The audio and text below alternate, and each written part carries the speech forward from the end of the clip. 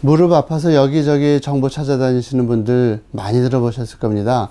무릎 줄기세포 치료술, 요즘 장안의 화제죠. 이미 20년 전부터 제가 하던 치료였지만 비용적인 문제 때문에 그동안 많은 분들에게 권해드리지 못했었는데요. 이젠 신의료 기술로 안정성, 유연성 평가를 통과해서 환자분들에게 가장 권하고 싶은 치료가 되었습니다. 아주 많은 분들이 퇴행성 관절염을 호소하면서 무릎에 줄기세포 주사를 맞으면 나을 수 있냐고 여기저기서 이야기를 들었다고 병원으로 문의 전화를 하십니다. 선암목자병원은 얼마에 이런 수술을 할 수 있냐, 이런 질문을 많이 하시는데요. 제 얘기 잘 들어보시면 절대 손해보실 일이 없으니 끝까지 함께 해주세요. 먼저 이 치료가 어떤 것인지 궁금하실 텐데요. 지금부터 알려드리겠습니다. 골수줄기세포 치료술은 단순한 관절염 환자분들에게는 좋다고 하기에 어려울 수도 있습니다. 골수줄기세포 치료술은 원래 어떠한 동작이나 사고로 인해서 발생한 관절 안에 기계적인 손상이 발생한 환자분들에게 시행하는 수술입니다. 예를 들어서 기둥이 무너져 내리고 있는 건물에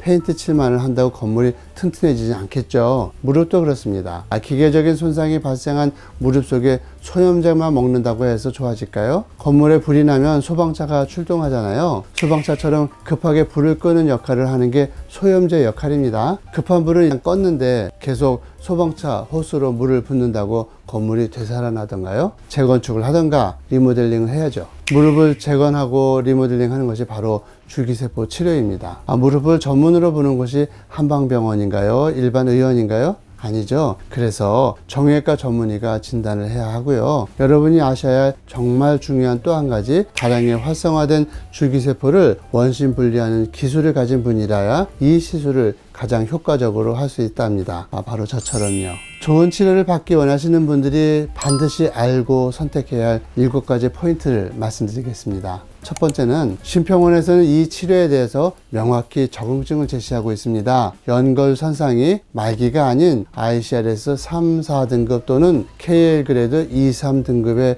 손상을 가진 무릎에 한하여 시술을 받을 수 있다고 되어 있습니다. ICRS 3, 4등급은 MRI 검사 또는 관절경 검사의 소견으로 정해지는 것이고, KL 그레이드는 엑스레이 소견으로 결정됩니다. 아주 심한 손상은 이 시술로 좋아지기 어렵기 때문에 적응증이라고 할 수 없습니다. 그러나 통증이 시작된 지 얼마 되지 않고 MRI나 엑스레이 검사상에 위와 같은 범위 안에 든다면 적응 대상이 됩니다. 둘째로 보험과 관련해서 문제가 발생하지 않기 위해서는 진단 자체부터 정형외과 전문의가 진단 내렸는지가 중요한 결정 요인이 됩니다. 비전문가가 내린 결정은 전문의의 평가를 통해서 부정되어질 경우도 있기 때문이죠. 이거 아주 중요한 포인트예요. 비싼 치료를 받았는데 실손해서 보상받지 못하면 모두 환자분 부담이 되니까요. 세 번째로 줄기세포 시술을 정확하게 받으셔야 하는데 주로 환자분의 엉덩이 부분에서 줄기세포를 추출하게 됩니다. 그래서 엉덩이 쪽에 상처가 있거나 염증이 있는 분들은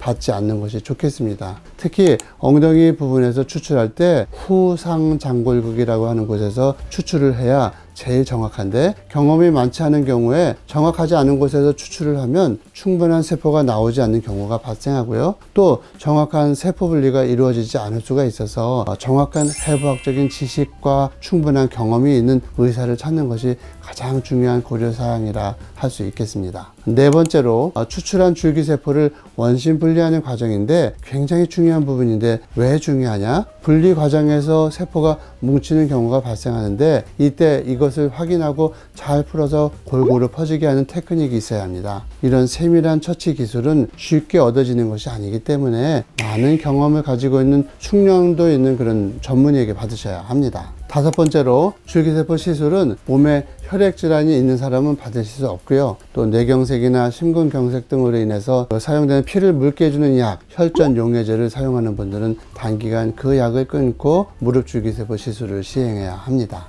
여섯 번째로 무릎에 주사의 형태로 줄기세포 시술을 해드리게 되는데 이때 어느 정도의 세포 농도로 주입할 것인지를 잘 결정해야 하는데요. 주사를 맞고 나서 아파하시는 분들도 많이 발생하는 것은 줄기세포 주사의 농도를 잘 조절하지 못했기 때문일 수도 있습니다. 마지막으로 7번째, 소염제를 계속 사용했던 분들은 소염제를 당분간 끊어야 합니다. 줄기세포의 활동은 소염제로 인해서 극히 저하될 수 있기 때문에 줄기세포 시술을 할 때는 소염제를 끊는 것이 요구됩니다.